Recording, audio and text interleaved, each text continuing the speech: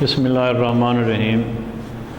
عزیز طلباء کرام، آج کا جو ہمارا ٹاپک ہے وہ ہے شرک کے بارے میں، کہ شرک کا مفہوم کیا ہے اور قرآن و حدیث کی روشنی میں اس کی کیا مذمت بیان کی گئی ہے۔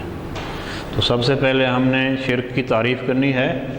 شرک تو تعریف میں آپ کو بتایا جاتا ہے کہ اس کا لغوی معنی اور اصطلاحی معنی لکھنا ہے۔ تو شرک کا لغوی معنی ہے حصہ داری۔ شرک کا لغوی معنی حصہ داری یا سانجھے پن، اور شرک کا اصطلاحی معنی اللہ تعالیٰ کے ساتھ اس کی ذات میں یا صفات کے تقاضوں میں کسی اور کو حصہ دار ٹھہرانا۔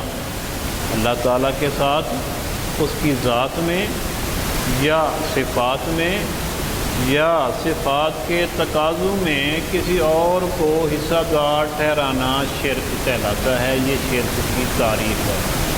توجہ سے سنیں بھائی، غور سے، اور آپس میں باتیں بھی نہ کریں۔ اچھا، جس کے بعد ہے شرک قرآن کی روشنی میں، یعنی کہ شرک کی جو مذمت بیان کی گئی ہے قرآن مجید میں۔ قرآن مجید میں شرک کی بہت زیادہ مذمت بیان کی گئی ہے اور بہت سارے مقامات پر اس کو بیان کیا گیا ہے۔ ان میں سے چند مقامات ہم یہاں پر بیان کر دیتے ہیں، کیونکہ سب کا جو ہے نا یہاں پر بیان کرنا مشکل ہو جاتا ہے۔ تو 3 پرانی آیت اس میں پٹ کر دیتے ہیں۔ نمبر 1 ارشاد باری تعالیٰ ہوتا ہے، ان اللہ لا یغفر ان یشرک بہ ویغفر ما دون ذلک لمن یشاء۔ ان اللہ لا یغفر ان یشرک بہ ویغفر ما دون ذلک لمن یشاء۔ پرانی آیت بھی یاد کیا کریں، کیونکہ اس کے یاد کرنے اور لکھنے سے آپ کو نمبر جو ہے نا وہ اچھے تھے۔ اور اس کا ترجمہ کیا ہے کہ بے شک اللہ تعالیٰ اس شخص کو معاف نہیں فرماتا جو اس کے ساتھ کسی کو شریک ٹھہراتا ہے۔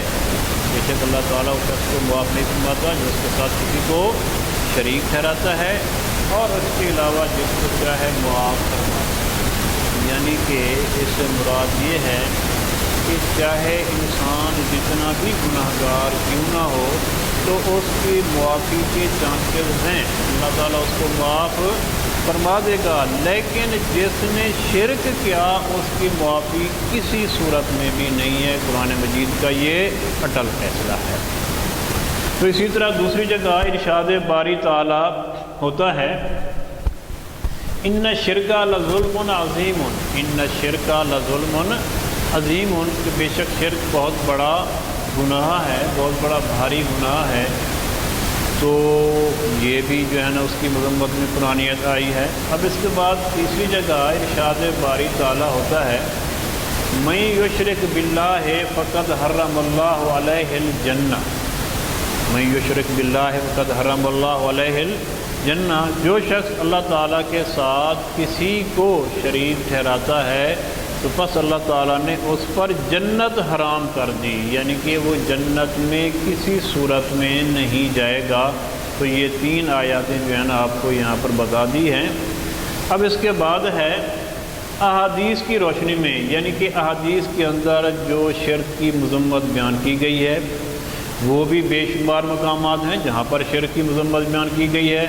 تو ان میں سے چند ایک کو یہاں پر ذکر کر دیتے ہیں، کیونکہ سب کا لکھنا جو ہے نا یہ مشکل ہو جاتا ہے۔ تو حدیث میں آتا ہے کہ جس شخص کو اس حالت میں موت آئے کہ وہ اللہ تعالیٰ کے ساتھ کسی کو شریک کرتا ہو تو اس کا ٹھکانہ جہنم ہے۔ یعنی کہ جو آدمی اس حالت میں مرا، جب اس کو موت آئی تو وہ اللہ تعالیٰ کے ساتھ کسی کو شریک کرتا تھا، تو اس کا ٹھکانہ کیا ہے جی؟ جہنم ہے۔ وہ بندہ جہنم میں ہی جائے گا۔ اور اس کے بعد حدیث نمبر 2 ہے کہ اللہ تعالیٰ کے ساتھ کسی کو شریک نہ ٹھہرانا، چاہے تجھے قتل کر دیا جائے یا تجھے جلا دیا جائے۔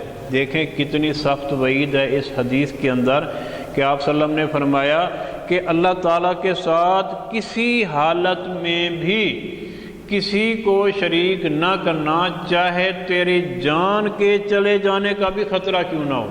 یعنی کہ آگے بندہ ہے جی، وہ کہہ کہ جی میں تجھے قتل کرتا ہوں، تم اللہ تعالیٰ کے ساتھ کسی کو شریک کرو، تو اللہ تعالیٰ کے ساتھ شریک نہیں کرنا، یا تجھے جلا بھی کیوں نہ دیا جائے، تو اتنی سب بہت زیادہ مذمت بیان کی گئی ہے۔ اسی طرح حدیث نمبر 3 میں ہے، بے شک شرک کبیرہ گناہ ہے، یعنی کہ جتنا بھی گناہ کبیرہ ہیں، کبیرہ گناہ کہتے ہیں جو بڑا گناہ ہو، جو سب سے بڑا گناہ ہو، تو جتنی بھی بڑے گناہ ہیں تو شرک ان میں سب سے بڑا گناہ ہے۔ تو یہ احادیث کے اندر جو ہے نا وہ شرک کی مذمت بیان کی گئی ہے۔ تو گویا کہ شرک کا یہاں پر مفہوم بیان کیا گیا کہ شرک کیا ہے جی، اور شرک کی قرآن مجید کے اندر کیا مذمت بیان کی گئی ہے، اور شرک کی جو ہے نا احادیث کے اندر کیا مذمت بیان کی گئی ہے۔ تو گویا کہ یہ آپ کا ایک لانگ کویسچن بن سکتا ہے، اور اس کے علاوہ جو ہے نا وہ دوسرا بھی اس کا لانگ کویسچن بنے گا، وہ پھر انشاءاللہ کل جو ہے نا ہم اس کو پڑھیں گے۔ تو گویا کہ آج آپ کا یہ ایک ٹاپک کمپلیٹ